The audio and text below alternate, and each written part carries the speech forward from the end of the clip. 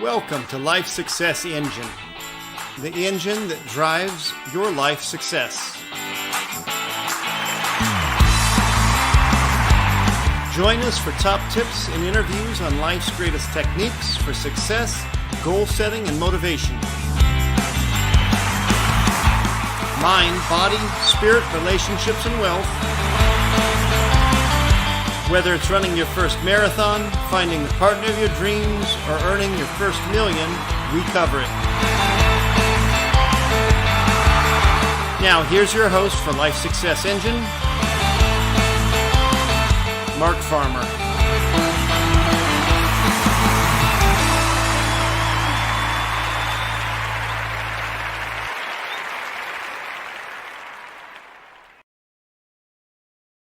Hi, Mark Farmer, Life Success Engine. First, my apologies to anyone that was following along off of Life Success website, off of Facebook, the website, or LinkedIn. I think that we just lost our guest.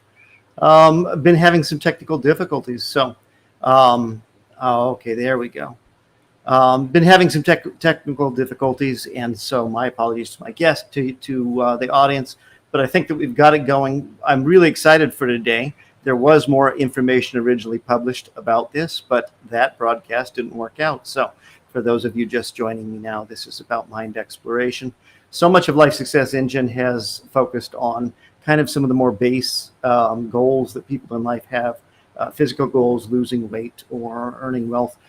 What I feel has been neglected has been deeper exploration of our mind and deeper exploration of spirituality. And so with that in mind, I'm really happy to bring Sally Landefeld on board. Can you hear me, Sally?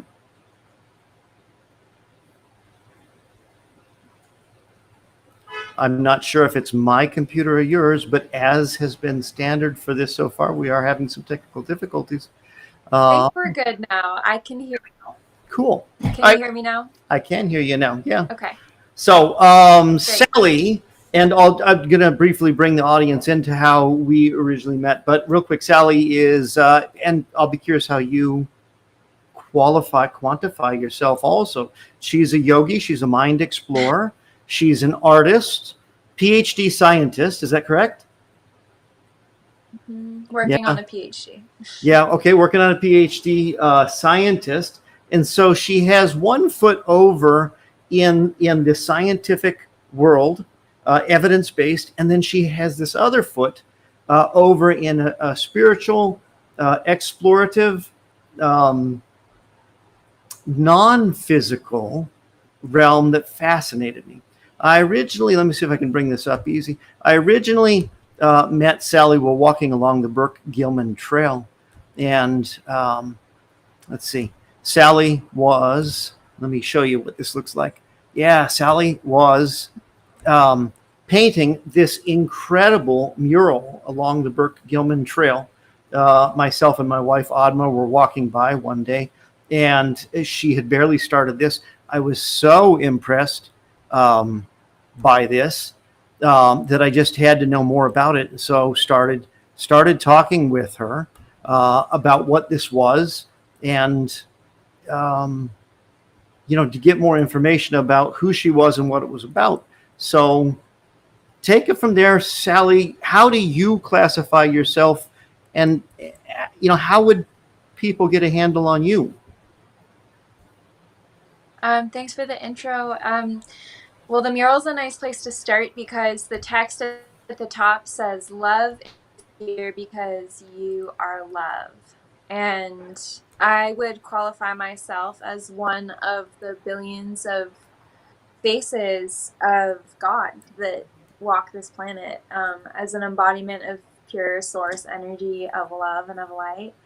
And I painted that mural because it's so easy to forget that. It's so easy to get trapped in the wheel of our mind and the random thought cycles and loops that we are running from day to day. And I'm constantly reminding myself while I'm meditating and while I'm just living, whatever I'm doing, that is really what we are. And we have these bodies to experience and to, move and talk and express, and we have these minds to process information and create from. And at the end of the day, we are made of the same stuff as each other, and we're all reflections for each other of love. So that's how I will introduce myself. That's kind of a core, I don't know, belief, I guess you could say, that I have. Do you view the mind and body as separate? You know, in your phrasing, for me at least, it felt slightly as though they were two different systems. I mean, you know, what are your thoughts on that? Mm. Well, definitely connected, obviously. And yet, it is possible to be kind of stuck in your mind and forget about your body. And so sometimes the mind creates separation in that way. Although, you know, physically we are connected, our mind is inside of our body. Mm-hmm. One way I would describe us, human bodies, is like a radio, and we can tune ourselves via I actually have come to realize that it's through the heart.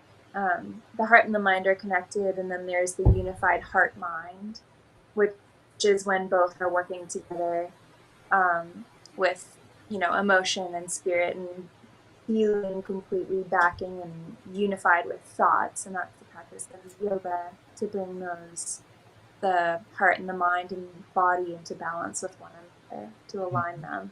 Mm-hmm. Um, we can tune our awareness to different frequencies, and that's yet unclear to me whether that's a function of the mind or if it's the heart, just the whole, you know, unified system where we have connected mind with our hearts and our bodies.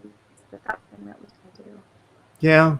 So in our conversations, what fascinated me so much were some of your experiences. You also talked about meditation. I'm curious to know more about that. For those who don't recognize the name, we have Singing Crystal Bowls Meditation that Sally is actually the author of, or artist of. You know, I'm not sure how you would phrase that. A meditation series that we sell off of Life Success Engine. She was the originator of that, and that was part of what started us talking about meditation. And so how did you come to your exploration of meditation? And in particular, personally, I'm curious about some of your experiences down in Costa Rica with, I forget if you called it plant medicine or medicinal plants, but I would love to hear more about that. Great. So I created a 7-day singing bowl meditation series, to hold space for you or for anyone to deepen or start a meditation practice. So I first came to meditation, I would say as a kid, you know, entering these states of kind of just full presence. And it wasn't until I was in my mid 20s and I hit this wall where I just was, after having been an athlete for a long time and really activated physically as well as mentally with, you know, my work as a scientist and whatnot.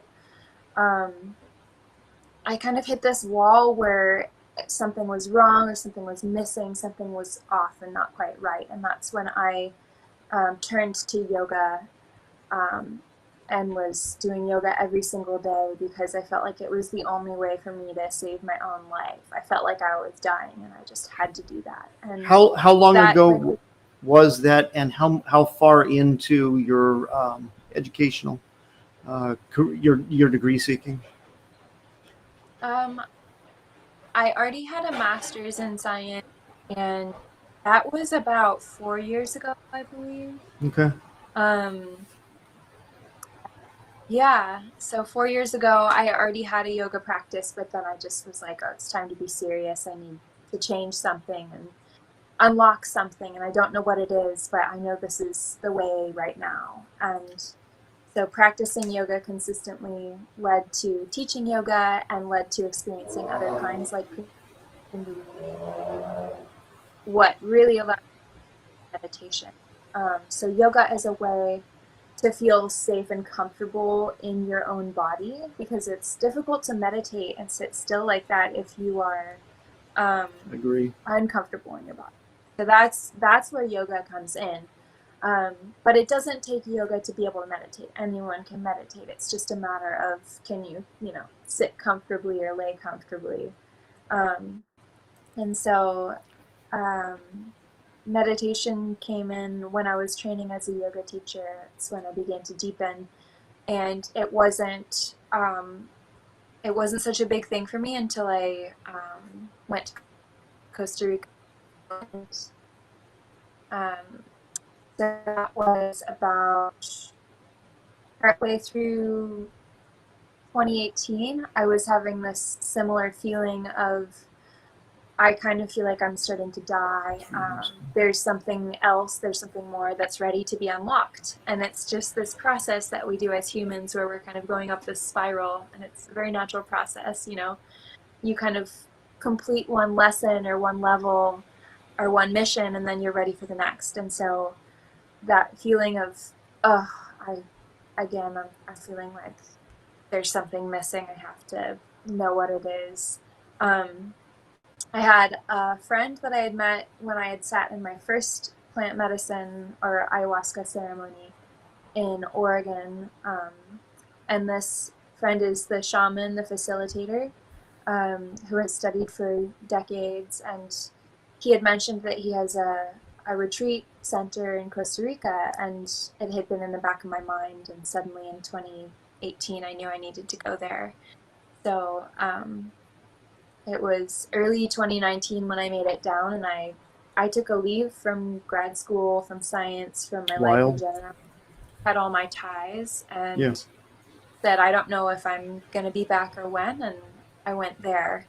And was that driven by, if I understood correctly, through your education, you started to feel, I'm projecting, burned out? Was it burned out, or just what led into the yoga originally? I think it was a combination of burnt out and knowing that there was something more, like more dimensions of me, more parts of my human self that wanted to be active and wanted to serve, that were dormant, that I needed to cultivate, that I needed to. So, you could call it burn, but it was really like a waking sleeping beauty or something like that, I love that analogy much more, the idea of an awakening. And it's interesting that took you then into the physical realm, yoga, which then brought you back around to meditation. Do you view meditation, and I'm really curious to get to Costa Rica and plant medicine, do you view meditation as mental, spiritual, all of the above? I would classify all of this as spiritual. The culture that we live in is very much kind of constructed and orchestrated. It's, if you want to call it the matrix, it's kind of formulated, and it has these boxes that we literally live in. And so I would call all of this just like a separation from spirit that I was just very sensitive to. And each of these things, getting into the yoga, and then, going to Costa Rica, exploring with medicinal plants, these were all like me reaching for my own spirit that I had somehow been disconnected from. As I was a Catholic for a little while, and then didn't continue to follow that religion. Yeah. So I, like many people, was reaching for what is my spiritualness, and how can I be alive in that dimension as well.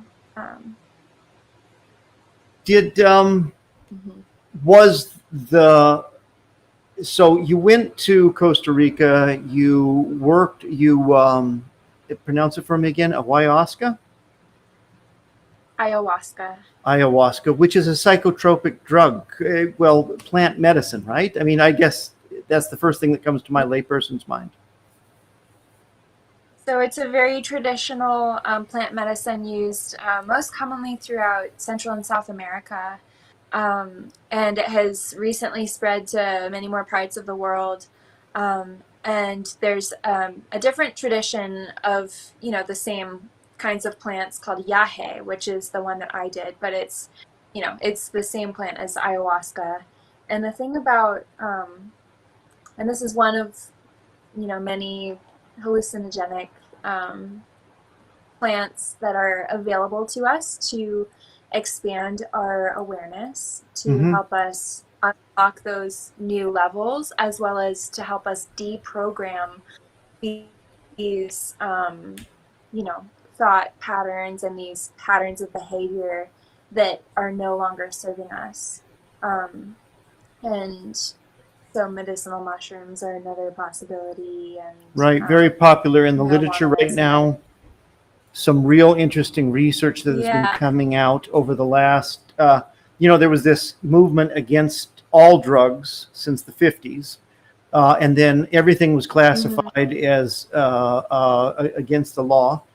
And there was such promising research back in the 50s, 40s, 50s, and 60s regarding some of these medicinal plants that we walked away from it for 30 or 40 years now and are only now getting back to it.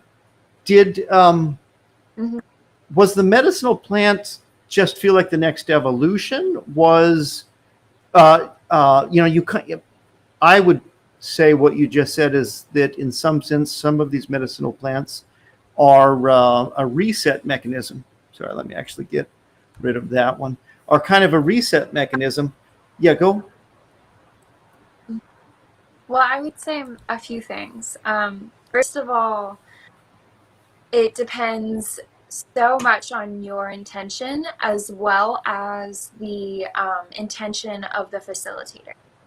And another part of the intention of the facilitator is the way that this medicine or this, this drug, whatever it is, for ayahuasca, it's a drink, it's a beverage. Gotcha. The way that it has been cultivated, like the way the plants have been grown by that shaman and the one who they trained with and the one who they trained with. And so I would say it comes back to the power of intention and how that has been carried over time to the point in time when someone uses it and engages with that thing and that tool. And for me, the intention was to release anything that wasn't working for me and to explore really open-heartedly and without fear what I may not be aware of. And was that just a natural realization on your part? Did that come from pain? Was it spurred on by wanting to go deeper? I would say it was primarily curiosity. Like this thing is available to me. For whatever reason, I've crossed paths with this person, and I would like to say his name, the shaman that I've worked with, which is Jonathan Miller Weisberger. And he has written an incredible book called Rainforest Medicine, if you're curious to know more about the yahe tradition and this plant medicine and some of the cultural traditions behind it. Rainforest Medicine by Jonathan Miller Weisberger is a great resource, a book. And yeah, it was primarily a curiosity, as well as this felt like a way for me to both unravel some of the patterning and some of the traumas that I was still digesting and experiencing, while unlocking kind of a new level of myself. Yes, exactly. Yeah, I was able to bring that up real quick. So this is him, huh? And so he was the shaman that you work with. He's out of where?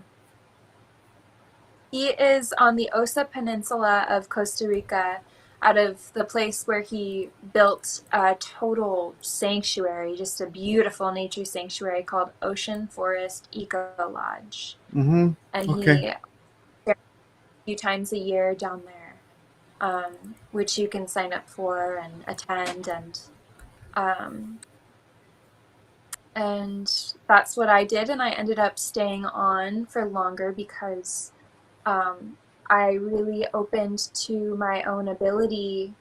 Um, this is, I'm sure related with the use of ayahuasca, but I know that I had this ability before and that I can have it from a sober state.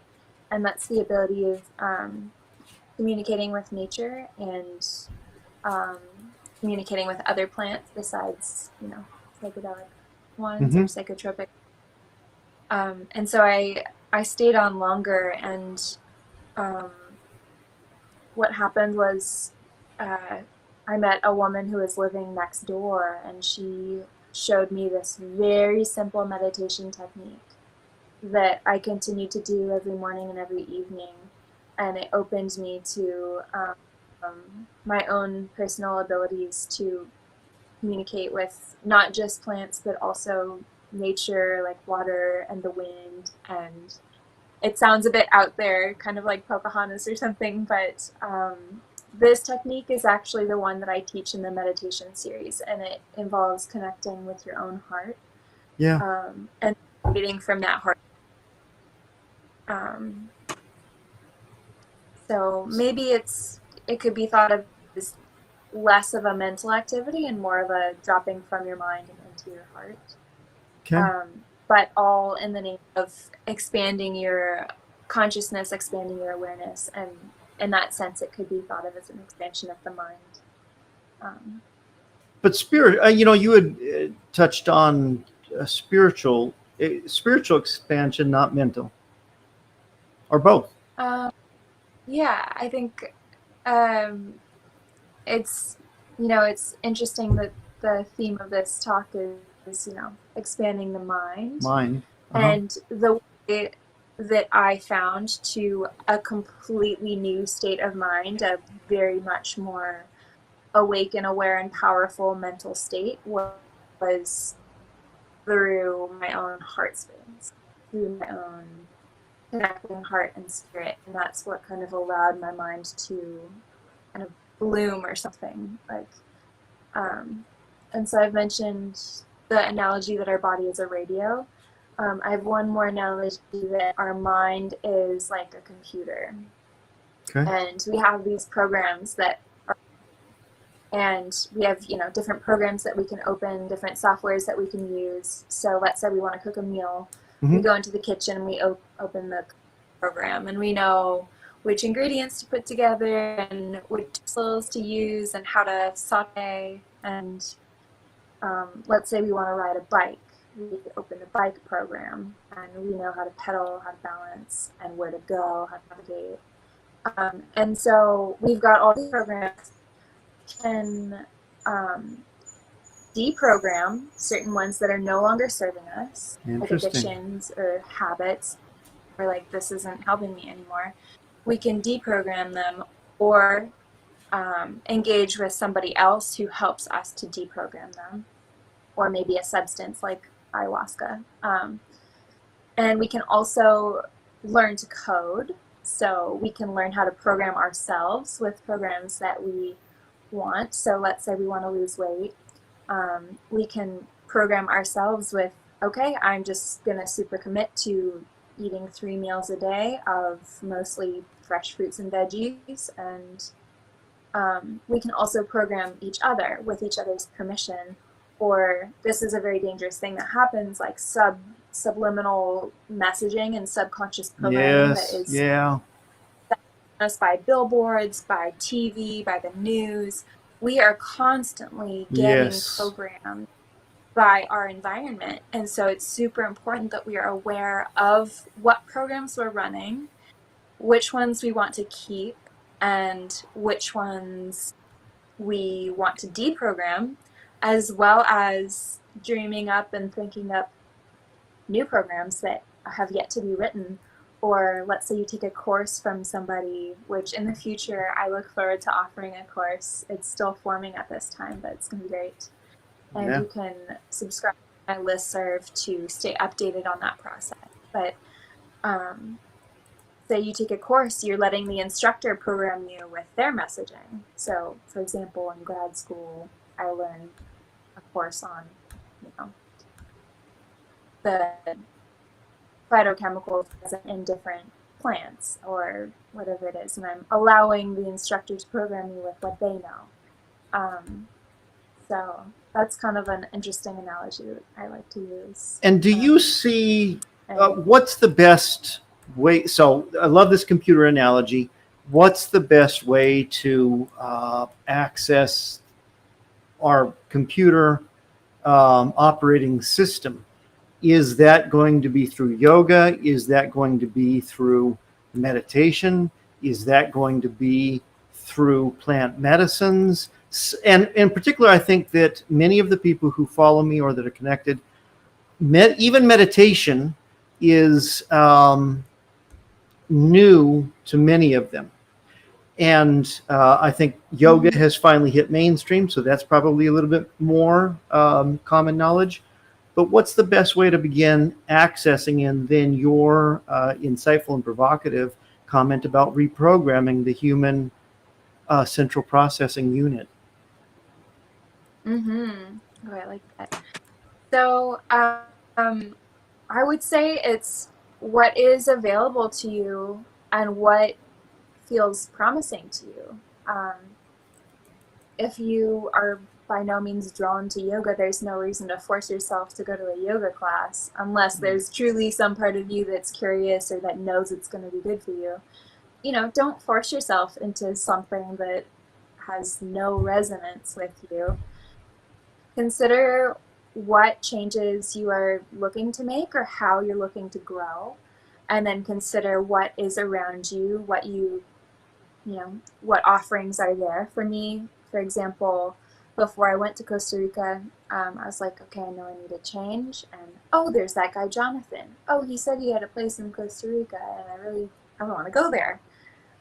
So for you, it's, whatever change you realize you would like to make or direction you realize you want to grow. And then maybe you've been passing this yoga studio and they have an offer for a month trial. Like, why not check it out if you feel called? Or it could be that you commit to more movement in your life and you buy yourself a pair of roller skates and you roller skate 3 times a week. And Oh, I love that. like it's about the intention and what makes you excited about it, and just coming back to the intention of whatever you're changing, be it your physical health or a way of thinking or a limiting belief that you're stepping out of. Yeah. And so one way that people might think about stepping into mind exploration, soul exploration, heart exploration might be the meditation series. Yes? So sound frequency is super powerful because it facilitates relaxation of the mind and body so that the subconscious and the spirit can expand and come through.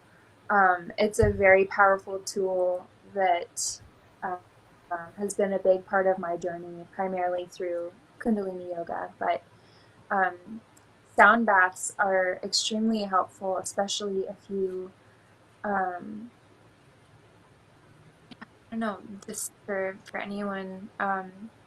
There's a very strong reason that I used that as part of my meditation. They can be powerful. And in particular, the singing bowls just have this deep resonance, this vibrational pattern that does, at least for myself, feel to really go with some depth inside.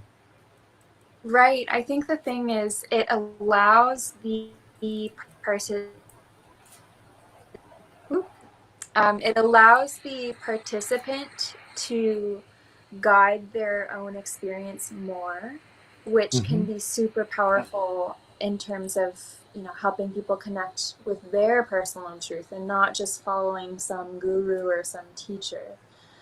It's like by letting the singing bowls hold space instead of somebody else's voice, which inherently has their own, programs somehow laced in it. Right. The singing bowls allow you and your subconscious to like bloom into their exact natural shape without the influence of another human. Not that influences from other humans is bad. It's just maybe got more flavor to it, and More flavor.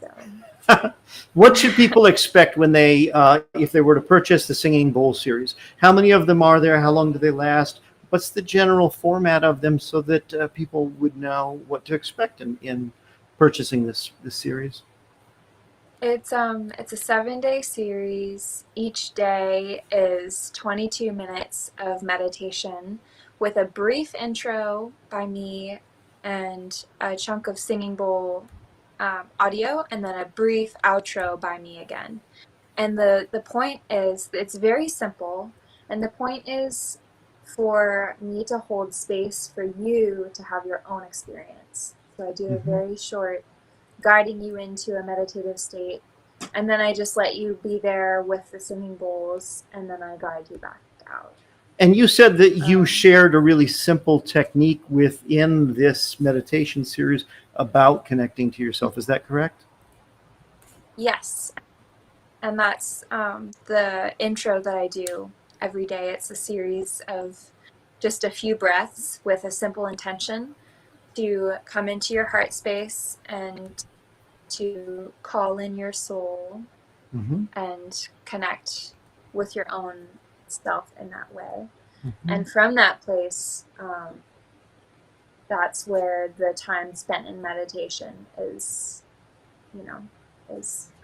allowing openings and growth. Is this a one and done kind of series? I do the series for 7 days and then that's a tune up and I'm good to go.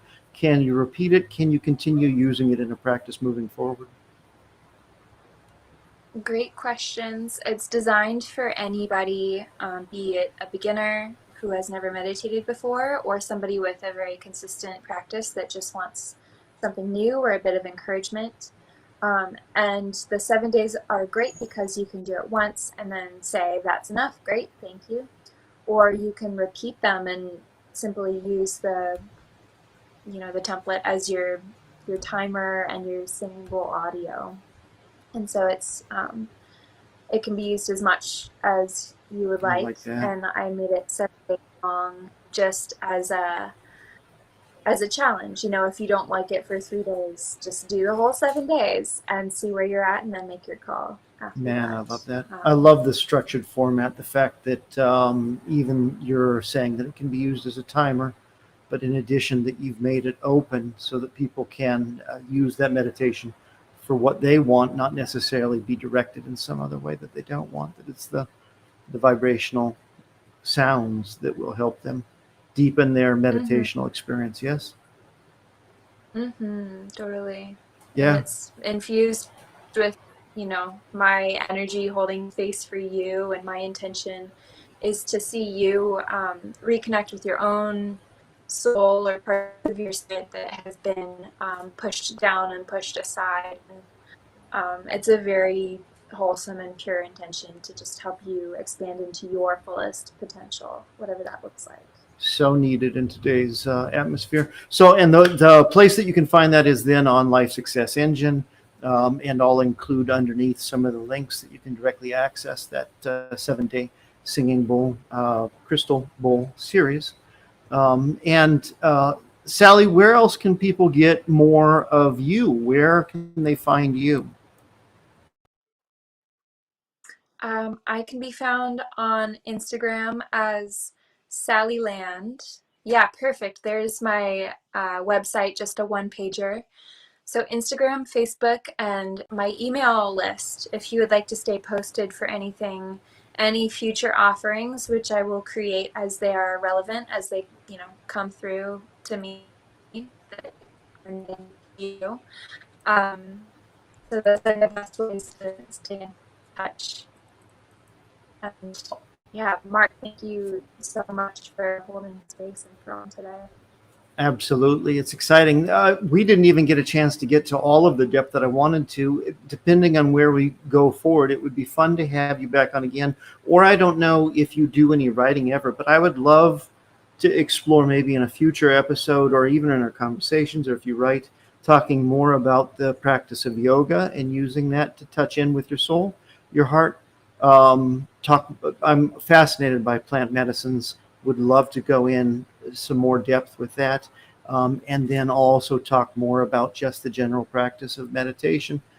For whatever reason, those three topics kind of stand out for me, and so maybe we can have you back on another day to talk about some of that. Would that be fun? That sounds like a good idea. That'd be a blast. Yeah, if you're available and if it works out. Well, good. Thank you so much for coming on today. If you hang around afterwards, I can talk to you on the same platform that we are. But for now, I'm going to go ahead and say goodbye to everyone. Thank you, everyone else, for joining us on Life Success Engine. I did originally title this Mind Exploration, and I love the fact that Sally has deepened that to more talk about a soul, in particular, her own words, a heart connection, which is so severely lacking, I think, in westernized society. So you can find the 7-day singing bowl crystal meditation series again on Life Success Engine. I'll include that link below. I'll also post the links for Sally so that you can connect to her off of Instagram or her email list, because there are some additional products that she'll be coming out with. In fact, she's spoken to me about a course that she'd like to do that sounds just brilliant. I love talking with her. I'm so thankful that she had given us her time. And I look forward to bringing more of it and giving the opportunity for other people to know more about who she is and what she's doing. Again, thank you so much for joining us. I'll talk to you later.